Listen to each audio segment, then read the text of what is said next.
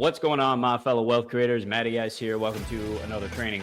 Today, I want to answer the question, how much money do I actually need in order to start an infinite banking policy? Like, what's the bare minimum that I can get started with? And I think it's a good question because when we start learning about infinite banking, at least this was the case for me, I got really excited about it, just learning about all the different use cases, all the different benefits that we get from it. I personally think it's the most powerful financial strategy in the world, without question, knowing what I know about it now. But the real question is, are we in a position to take advantage of it right now? It's one thing to know about something, but can we actually use it to our benefit, right?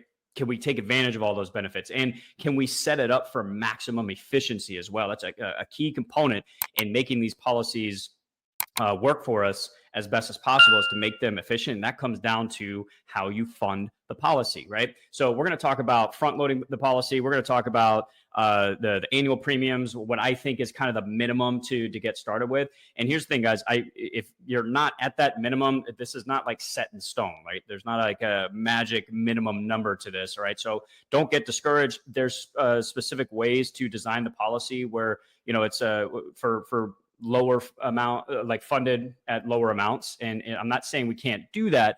I'm suggesting that you ask the question, is this the right time? Or should I maybe focus on increasing my income first, getting my finances in order, right? Managing my expenses, et cetera. And then when I'm in a stronger financial position, then I can pursue this policy. Because the last thing we want to do is start this too early. And then, we don't fund it properly. I've spoken to people where they've canceled their policies, even though there's other things that they could have done. But I just want you guys to be in the best position possible to take advantage of these. So we're going to talk about the different ways of funding the policy. I'm going to actually take you, I'm going to share my screen and show you the illustration for my first policy as well, show you how I funded it, just to give you an idea. And then also I'm going to give you some other strategies, other things that you can do to get started. Even if you're not in a financial position to start a policy, there's actually some things you can do to get started so that you can ensure that you get your policy later on down the road. All right. So let's get into it. I'm going to go ahead and share my screen. There's some specific bullet points that I want to go through here. All right. And so let's get the numbers out of the way. Like if you and I are having a conversation on the phone and you're asking me, like, what's the bare minimum I can get started with? These are the numbers that I would give you. And again, I'm not saying that you have to put 10K up front, that you have to do 5K annually. Like you could technically get started with $100, $200 a month, whatever. But in my personal opinion, and just based on my experience, that $100 or $200 might be better. You might be better off investing that back in yourself to increase your income to a level where it makes more sense to do something like this, right? So that's where I'm coming from on this. So for me personally, what I would say is 10K minimum upfront, so like a front-loaded lump sum into the policy, because this generates a lot of cash value up front. It really sets our policies up for maximum efficiency, high cash value, kickstarts the compounding growth as well, all these things. And I usually recommend at least a double what your annual premiums are going to be. And then I usually recommend no less than $5,000 per year. It comes out to a little bit more than $400 per month. And when I say that too, that needs to be a comfortable number. It shouldn't really stress you out. Like when we set these policies up, we set them up for flexibility, so you don't necessarily have to commit to the annual premium that you set up. We'll talk about that in a minute. That's the difference between base premium and paid up additions. But so there's flexibility, but you want to try to set it up to where you don't even really have to think about it. It doesn't stress you out to put money. I mean, it shouldn't anyways, because the way I think about it, like I look forward to putting money into my policies because I think about it as I'm making deposits into my own bank. All right. But at the end of the day, we still have bills to pay, we have expenses, right? So we don't want to stretch it too much, but for maximum, if we're talking about maximum efficiency, these are kind of the bare minimum numbers that I usually recommend. And if you can't comfortably do this, that is okay. Don't get discouraged. This isn't to judge you or anything like that. Don't take it personally. We're all at a different stage in our journey, right? In our lives. And I can tell you from personal experience, I mean, it wasn't that long ago, I was broke, man. And, even though I knew about infinite banking, I was absolutely not in a position to take advantage of it. But, what I would tell you is it might be more beneficial to invest the money that you were considering putting into the policy and learning a new skill set, getting better at what you currently do, maybe coming up with a new product, service, whatever. And actually, with that said, I encourage you guys to join my free infinite banking community. I have a free course in there. It's called the Income Multiplier, and I go through a specific strategy to significantly increase your income based on what you're already doing. So make sure you check that out. But those are kind of the bare minimum numbers. Already talked about like lots of cash value up front, kickstarts the compounding growth. So here's another thing that that you can ask yourself is, are you currently saving into some kind of emergency or opportunity fund right now? And maybe we could redirect, or maybe you could redirect some of those funds into, or take those funds and put them into an infinite banking policy instead. And that's how you fund your policy, because these policies act as amazing emergency and opportunity funds, guys. I mean, it's one of the awesome benefits, because we get access to, we get so much liquidity and access to the cash value, again, up front, when it's set up correctly and you front load the policy and you design it correctly. You get that liquidity for emergencies and opportunities for the investing that we do, whatever it is, investing in our business, et cetera. So keep that in mind. Are there other expenses in your life that you can identify that you can reduce or just redirect, whatever, so you can fund your policy that way? So that's something to think about. Here's another thing, guys. So like, if you're at the point where you want to start a policy, but you realize, okay, I'm not in the financial position to do so right now, that's okay. Here's a great way to get started, guys. Starting with a convertible term policy. All right.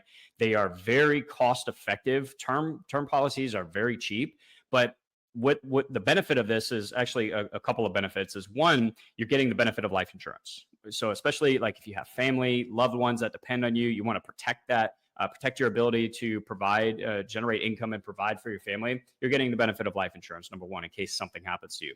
But number two is, as you work on increasing your income, when you get to the point where you are comfortable and you're confident that you can set this policy up in a specific way, not really have to think about it, you can comfortably fund it, you can now convert that term policy into a whole life policy and start implementing infinite banking that way. And what it does is it locks in your insurability. Basically, you get the insurance at your current age and whatnot. So every company is a little bit different. So when you convert the policy, it'll take the age, but like it'll adjust your age with some companies. But you have guaranteed insurability. So even if your health deteriorates a little bit, you're still guaranteed to be able to convert your term policy into a whole life policy. It's such a fantastic way to lock in your insurability, get really cost-effective life insurance while you're working on increasing your income. Guys, it's a phenomenal strategy. So what I typically say is when people are on the fence, they're not comfortable with the minimum numbers. Look, focus on increasing your income. And here, we're gonna get face to face here again, because I'm gonna get a little personal on you, because this is exactly what I do, guys. And like I mentioned and alluded to earlier, it wasn't that long ago that I was really broke. And you can learn more about my journey on my website. I'll have a link in the description if you want to check it out. But needless to say, I've had a very interesting journey, trying to be an entrepreneur, building a business and whatnot. I made a lot of mistakes. There's just a lot of trial and error and just bad decisions, but fortunately I learned from them, and I was able to fix my income, increase my income significantly when my business started to take off a few years ago. But see, here's my point, is while I was going through all the trial and error, I actually knew about infinite banking and wanted to set up a policy. Fortunately, I wasn't in a position to do it because I would have set it up the completely wrong way. But that's okay. I got lucky in that sense. But anyways, I wasn't in a position to really set a policy up in the most efficient way possible. So what I did instead was, the money that I was considering putting into a policy as I was researching it, I decided, you know what, that money is better spent investing in my business, the business I was trying to build, investing in myself, buying, self-development programs, learning sales and marketing and things like that, right? So I was taking all the money that I was earning and I was reinvesting it in my ability to generate income and increase my income. And guys, it doesn't take a long time for that to really start to pay dividends, uh, and significantly increase your income and put you in a much stronger financial position to really set these policies up for maximum efficiency and just maximum benefit, guys. So with that said, hopefully that makes sense. I want to show you my actual policy here, the illustration that I used for my first policy. All right, I'm actually working on my second policy right now. This one was with Lafayette, and my second one I'm setting up with One America. And that's the thing, guys. Like, so I just, at the time of this recording, so my second policy is in underwriting right now, waiting for approval. My first one I got maybe barely 2 months ago. And that's the thing, is like when you understand how these work and you're able to set them up, like it's kind of a no-brainer. You want to set up as many as you can.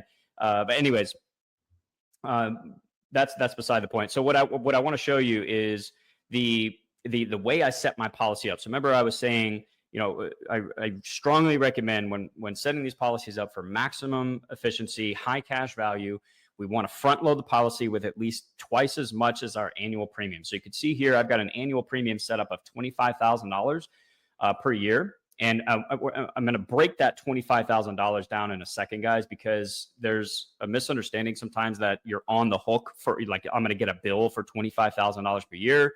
What happens if one year I don't have that, whatever. I'm actually not on the hook for $25,000 per year. I'm actually on the hook for a little more than $6,000.